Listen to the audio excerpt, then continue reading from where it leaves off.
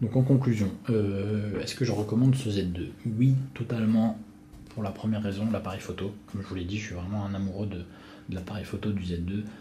Pas forcément pour la qualité, mais pour tous ces petits modes, la time shift vidéo et time shift burst, c'est vraiment exceptionnel. Et c'est le seul smartphone aujourd'hui. Alors c'est aussi valable sur le Z1 compact, hein. C'est pas forcément que pour le Z2, mais chez Sony, c'est les seuls smartphones avec lesquels j'arrive à prendre des photos un petit peu en mouvement, comme la photo toute bête d'un enfant qui est en train de chamailler ou en train de danser, en train de rigoler, en train de jouer. Impossible de prendre une photo avec un Samsung, avec un HTC ou même un iPhone, alors qu'avec le Z2 et le mode Time Shift Burst, je fais des photos vraiment exceptionnelles et pour rien au monde je repasserai sur un autre smartphone aujourd'hui que mon Z1 compact ou que un Z2. Même si le Z2 apporte encore plus de choses, il enregistre en 4K, ça sert pas à grand chose aujourd'hui, mais ça pourra servir dans le futur.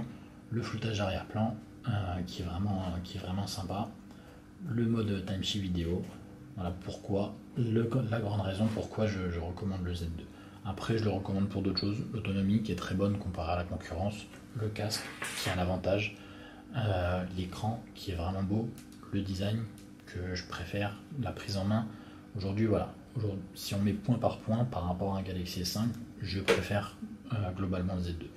Si on le met à côté d'un HTC M8, en termes de design, je préfère peut-être le HTC M8 et encore je suis pas sûr parce qu'en termes d'intégration le HTC M8 est plus grand ou plus lourd en tout cas dans la main alors qu'il a un écran plus petit, qu'il a un appareil photo 4 millions de pixels. Donc voilà, je trouve que le Z2 est pour moi la chose la plus le meilleur compromis en tout cas aujourd'hui.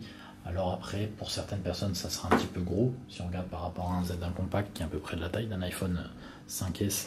C'est vrai que ça fait un peu gros, c'est un peu plus petit qu'un Note 3, donc on arrive à des tailles de plus en plus grandes aujourd'hui, mais c'est un petit peu la réalité de 2014, que ce soit le Z2, le S5, le HTC M8 et le G3 qui est encore plus grand. Aujourd'hui on est à la limite des phablettes sur des smartphones premium.